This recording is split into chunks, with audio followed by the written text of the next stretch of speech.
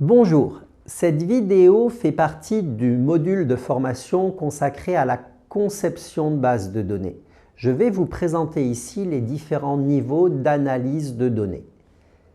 Il y a trois niveaux différents, le niveau conceptuel, le niveau logique et le niveau physique des données. Au niveau physique, on va trouver la description de la façon dont les données sont stockées physiquement. Cela dépend du SGBD qui est utilisé. Le vocabulaire utilisé à ce niveau comporte les termes script, table, enregistrement, ligne, colonne, type de données, contrainte.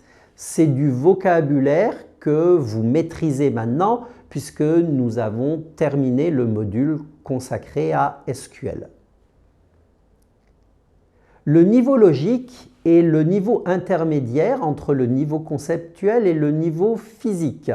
On y trouve l'organisation logique des données qui reste indépendante du SGBD qui va être utilisé par la suite, mais qui prend déjà une orientation relationnelle ou objet.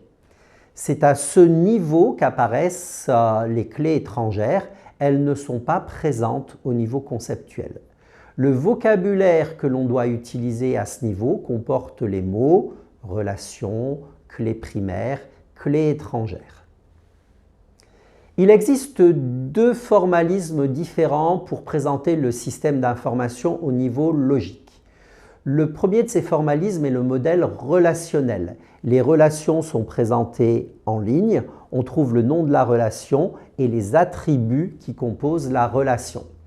Sur cet exemple, j'ai une relation qui s'appelle employé, qui comporte l'identifiant matricule AMP, nom AMP, prénom AMP et code service. J'ai une relation service avec le code service, le libellé de service, fonction avec le code CSP, le libellé de fonction, l'indice minimal, l'indice maximal. Et la dernière de ces relations s'appelle exercer. Elle comporte le matricule AMP, la date de prise de fonction, la date de fin et le code CSP. Chaque relation possède un identifiant qui peut être concaténé et que l'on distingue des autres attributs parce qu'il est souligné. Ainsi, l'identifiant de employé, c'est matricule AMP. Pour service, c'est le code service. Pour fonction, c'est le code CSP. Et vous avez ici une illustration d'identifiant concaténé. La relation exercée a pour identifiant matricule AMP, date de prise de fonction. Les clés étrangères ont été introduites au niveau logique. Et ici, vous avez plusieurs clés étrangères. Si vous regardez dans la relation employé, tout au bout de la relation, il y a le code service. Le code service apparaît en tant que clé étrangère puisque on a le petit symbole dièse, hashtag, qui nous signale que c'est une clé étrangère. Eh bien, effectivement, pour un employé, je vais enregistrer un code service et ce code service me permettra de faire la liaison avec la relation service. Dans exercer, si vous regardez tout au bout, j'ai le code CSP qui est suivi du symbole dièse. Eh bien, à chaque fois qu'un employé commence à exercer une nouvelle fonction, on enregistre le code CSP de cette fonction-là. Ça me permettra de faire la liaison avec la relation fonction. Une petite particularité, le matricule AMP qui est ici dans exercer, qui fait partie de la clé concaténée, est également une clé étrangère puisque les valeurs que j'accepterai ici dans matricule AMP sont des valeurs qui doivent exister dans matricule AMP de employé. La deuxième façon de modéliser le système d'information au niveau logique, c'est une modélisation graphique.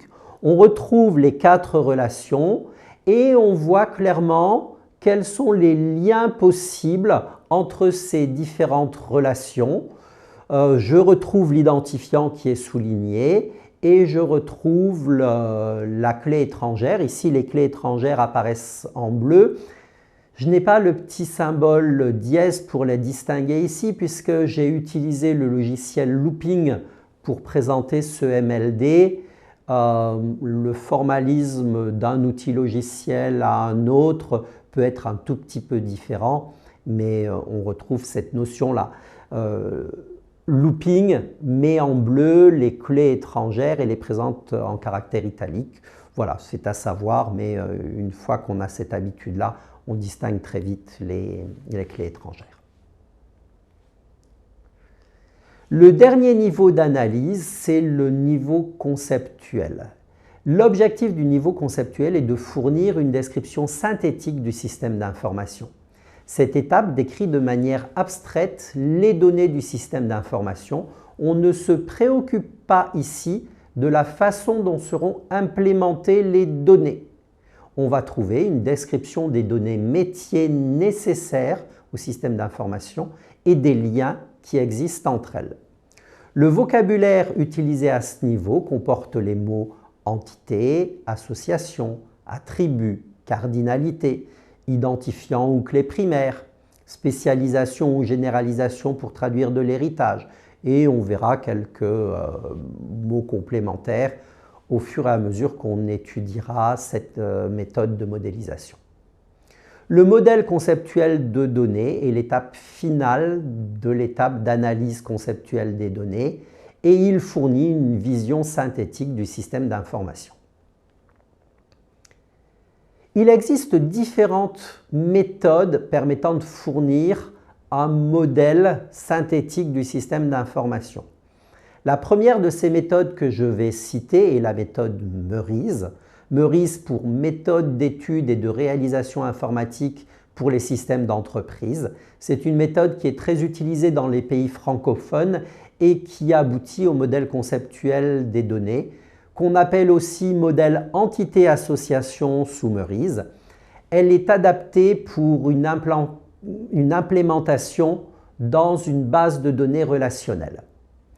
On a ensuite UML pour Unified Modeling Language. C'est un langage de modélisation qui permet d'obtenir un diagramme de classe métier. L'approche UML est très différente de l'approche Meurize. Elle utilise des documents de modélisation à des niveaux statiques, dynamiques, fonctionnels qui sont différents des niveaux conceptuels, logiques et physiques. Mais c'est aussi une méthode qui permet d'avoir un schéma qui synthétise le système d'information.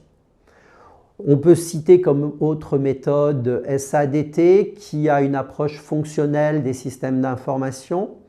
Et puis, on va citer NIAM pour Natural Language Information Analysis Method. C'est une méthode d'analyse conceptuelle des données basée sur l'étude du langage naturel et nous allons aussi l'utiliser au cours de ce module de formation. Le modèle conceptuel est l'aboutissement de cette étape. Pour débuter en analyse conceptuelle, il est important de suivre une démarche progressive. Nous allons voir l'analyse de l'information, le dictionnaire des données, les règles de gestion et pour finir, le MCD. J'ai fini de vous présenter les différentes techniques d'analyse de données et maintenant, ça va être à vous de jouer.